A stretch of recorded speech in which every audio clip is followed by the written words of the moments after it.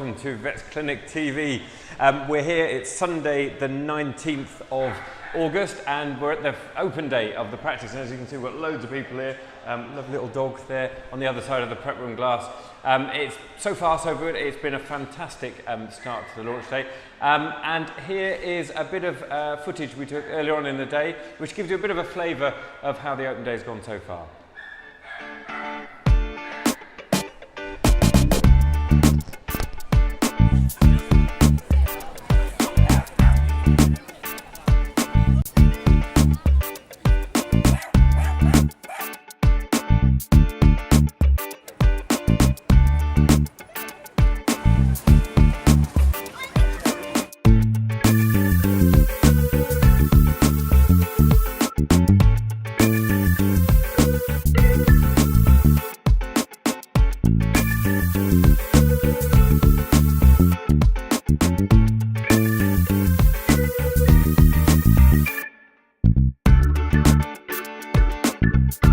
It's about 12 o'clock, we've been open for an hour. It's absolutely heaving, a fantastic turnout. I mean, there's so many people here, really interested, lots of people signing up on the iPad and stuff, so it's going really, really well so far.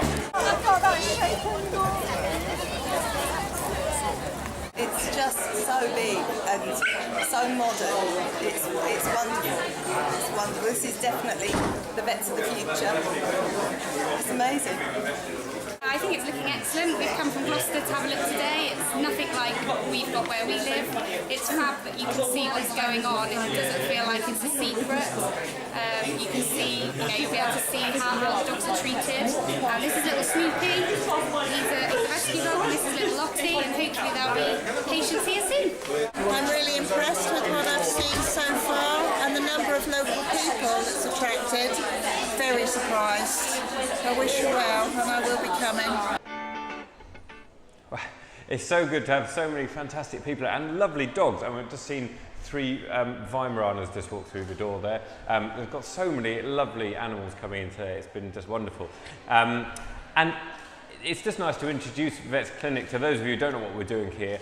Basically, it's a totally new kind of vet practice. We've got this glass-fronted prep room here which allows people outside to see in and see what we're doing. This is our prep room, so we've got the dental table, we've got the other areas where we prep animals before they have their operations, etc. And the idea is to make it really transparent and honest and open for people. And the other innovative thing we're doing is here online, is we're going to be broadcasting live from here in the Vets Clinic TV studios once a week on a Wednesday at 1 o'clock, and we're going to be doing an hour-long show where you can ask us questions, so you can get your pet health questions in for me and the other vets, and also Jez Rose, our behaviourist, who's coming up later on, so don't go away.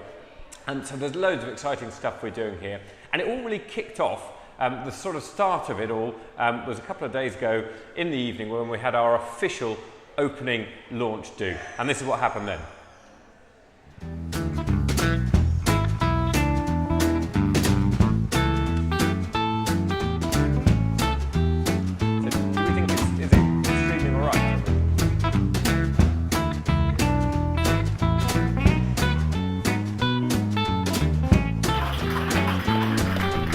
I just can't believe this really has happened. It's such, I think you'll all agree when you walk in, it's such an amazing place.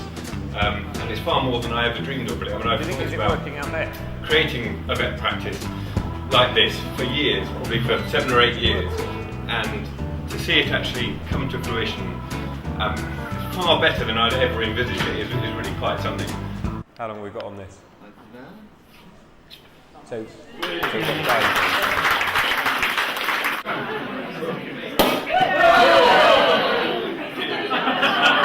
I think it's absolutely fantastic. I came here 6 weeks ago and I saw it as a building site, and I had a rough idea of what it was going to look like, but it's much more impressive and interesting than I was expecting. It's wonderful. It took my breath away as I walked in. I thought it was fantastic. I'd seen all the photographs and seen it being built and heard all about it coming together, but to see it for real, fantastic.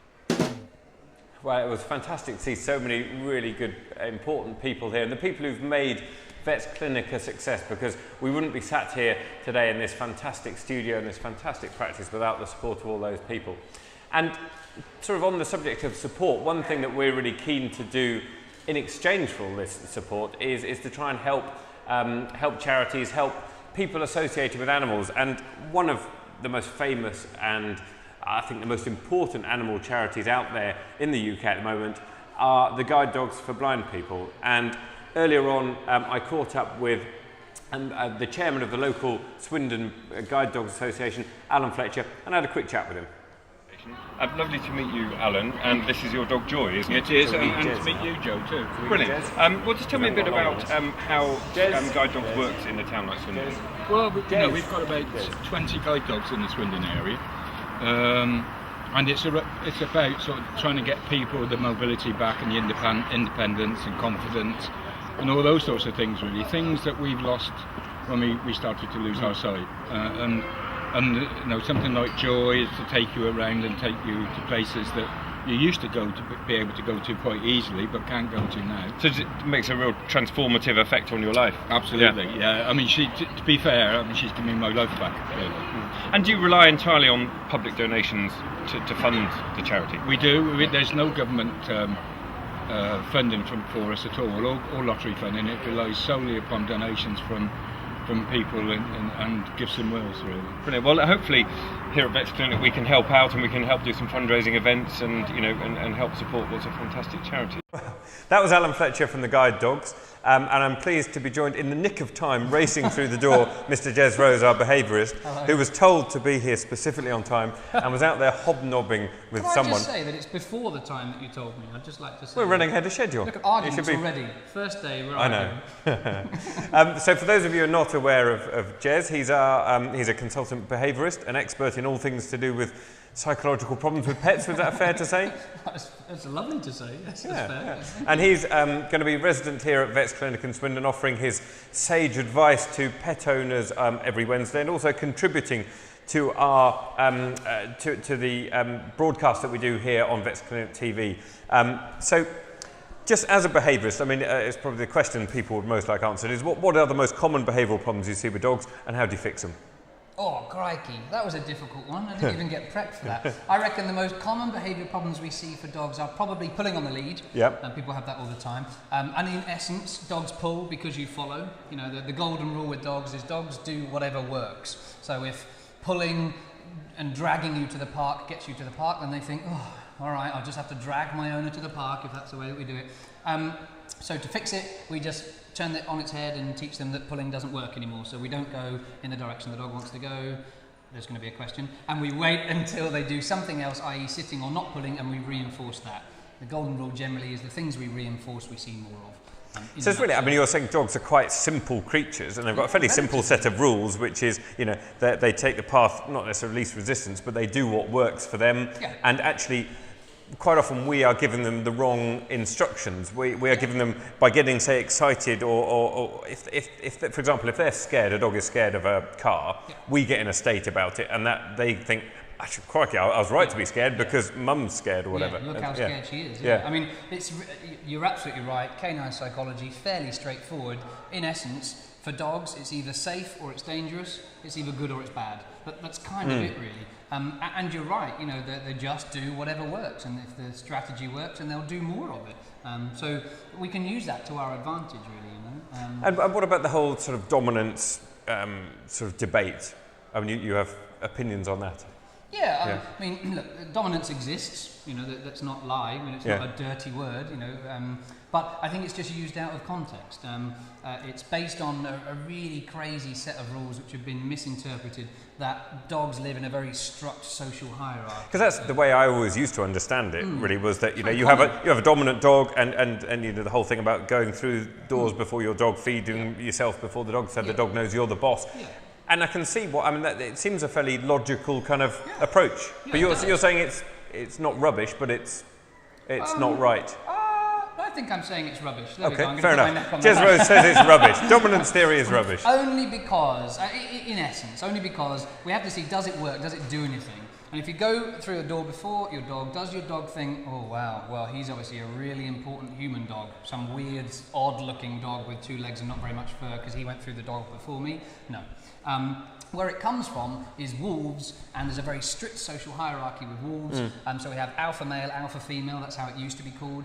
So now when we transfer that to dogs, we think, oh look, my dog's being very dominant, he's an alpha dog, and he's being aggressive towards other dogs. But actually when we think about it scientifically, think about the alpha female and alpha male in a wolf, they are the last people to get involved in a fight. It's the lower social ranking wolves that go in to fight and protect the wolf pack. Because if anything happens to the top guys, the alpha male and alpha female, the wolf pack's ruined. So when you look at that logically and you say, oh look, my dog's trying to attack other dogs and he's trying to take over the world, first of all the food bowl, then the kitchen, then the lounge, and the street. Well, then that doesn't make him an alpha dog, does it? Because that would be stupid. Because if he's trying to, get into a fight or he exposes himself to be... So he's actually more of a mid-ranking dog. Absolutely absolutely. Cool. Well, I mean, it is obviously a very... Well, we've said it was simple, but actually there's an awful lot to it. Yeah. And you're going to be enlightening not just the pet owners of Swindon, but also the pet owners out there in the world. So from this Wednesday, if you've got any questions for Jez or for me or the other vets here about anything to do with your pets, I mean, do you deal with cats as well? Yeah, absolutely. Yeah, cat behaviour? Any species, elephants? Elephant behaviour. Any of you with elephants out there? So you can get in touch with us on email, contact@vetsclinic.co.uk, Facebook and Twitter. Get your questions in. But next, I just want to have a little chat about this place here, physical, because obviously we couldn't all do this without these four walls around us.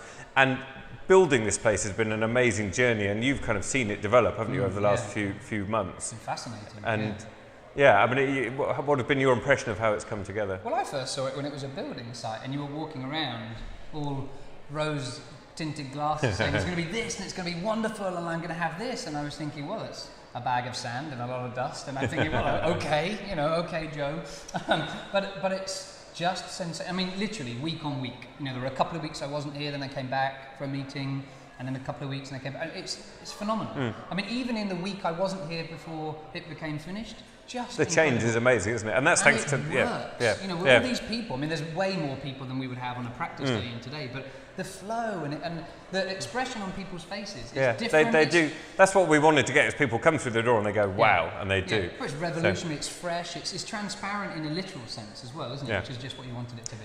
Well, for those of you who haven't had the pleasure of seeing it develop from a bag of sand, as Jez says, and we've put together a little film about how we got from a building site to this wonderful clinic. So let's have a look at the making of Vets Clinic. And I'm on my way to the unit. Thank you very much. For the first time since we signed the lease a couple of days ago. Are we getting anything?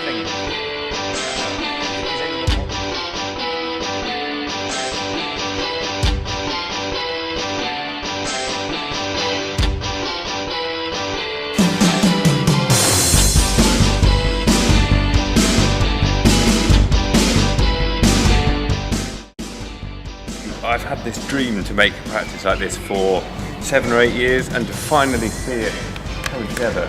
Real block work going down, builders here. It's just absolutely amazing. I can't believe it's finally happening. Where the glass will come to, you see it on the floor? Yeah. So this was the setting out process yesterday. That is your curved glass. Right. Yeah, that's what we're doing yesterday. So this is where we're going to have the kind of media bit. Yeah. Prep room, the tub table over there, the prep room. And then lots of people watching us out in the waiting room. It will be a challenging little job. It's quite a small space, but there's a lot to do in a very small period of time. It's quite a tight programme. 3 months for a job like this at the end of £300,000 is a lot of work to do.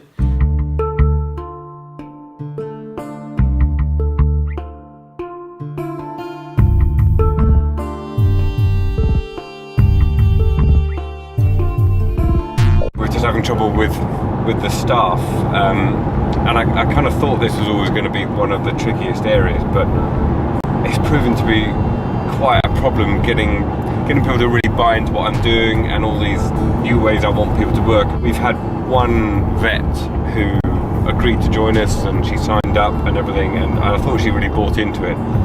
And now, a couple of weeks later, she's actually said she doesn't want to work for us because, she doesn't quite fit what she wants to do, or she can't see it quite working the way I think it's going to work. So we had a bit of a difficult conversation with her. So we're now down to just one vet. I've got one brilliant vet, Jenny, who's fantastic, and she really buys into it. So I've just got to go out there and try and find another one now, and time is getting short, so it's all quite pressured at the moment. I've just come back to the practice. It's about 4 weeks into the build now. I've been coming back quite regularly, but I think there's quite a lot happened in the last week or so, so I'm just going to put my hard hat on and go and see how it's coming on. I mean, it actually looks like the vision I've got and all the pictures and everything is actually coming into fruition. I mean, here's the great big prep room. The glass is going to go in here. This is all the big rooms are starting to take shape. Doors are coming on. Oh, it's really exciting, you know. It's amazing to see it coming on. Well, today's a really exciting day. We're having our press day here at the clinic. It's kind of, I guess, about half finished, but we're inviting all the local Swindon press down to show them the clinic and hopefully start to get local people excited and signing up and everything. So all us vets are going to be using iPads instead of normal computers. So we're going to be taking photos and videos of your pets when they come in and putting them on your medical records. So you'll be able to actually see your pet's medical records at home when you get home. You can see the notes the vets have taken, you can see the photos and videos that we've taken at home, which is a world first. No one's ever done that before. And what's more, you'll also be able to book your appointments through our website, so you can sit at home, decide your dog needs to come in for a vaccination and book and pay for it online. And then there's a sort of fascia coming around the top there, which is that thing. It's awesome here. I love this. It's brilliant. It's looking fantastic. We're going to be doing behaviour consultations, so if your dog has a behaviour or training problem, you can come see me. And we're also going to be doing some puppy parties, so we get young puppies used to being handled and socialised, and some puppy training classes. Because I mean, that's critical, isn't it, to the long-term health, you know, not just their sort of, to make them do tricks, but actually their long-term prospects. Oh yeah, absolutely. You know, the largest group of dogs that unfortunately get put down because of behaviour problems or get rehomed are 2 and under. Because of that, you know, we need to work more with puppies. It's a huge gap in, I guess, the veterinary and behaviour model. So I'm super excited to be doing that with you.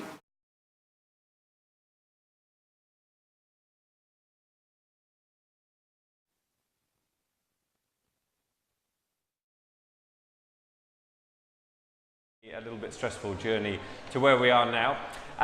So before we carry on and have a quick tour, we've got a bit of a guided tour for you guys to show you around the place, and then we're going to meet up with our head vet, Adrian, who's coming in to have a quick chat. But before we do that, we did a competition on Facebook to give away some pet hampers. So I've got some winners of those to announce. So the winners of the 3 hampers are Renata Castiglione, with kittens and a squirrel, it says. I'm not sure what we're going to do for a squirrel hamper. And we've got Katie Poole, who's got 2 pug dogs, and Vicky Wallace. If I've read your name out, we'll be in touch and we'll sort out a hamper for your pets. And so next up on our live show is a tour. We did a little whistle-stop tour earlier on today just to show you around the place, so you can have a look around Vet's Clinic. Official open day. It's about 10 o'clock in the morning. We've got about an hour till the public start arriving. So just about time for a quick whistle-stop tour of Vet's Clinic.